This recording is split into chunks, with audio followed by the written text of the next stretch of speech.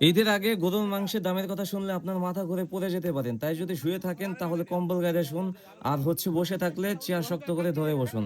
আজকে আমি এখানে আসি সকালবেলা, আর এখান থেকে ৫ কেজি গোস্ত নেই, মানে মাংস নেই যেটা বলেন।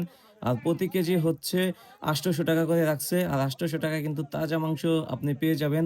এবং কোন জেলায় কত করে বিক্রি করতেছে, কোথায় থেকে ভিডিও দেখতেছেন অবশ্যই কমেন্ট করে জানিয়ে দিবেন যে আপনাদের এখানে মাংসের কেজি কত?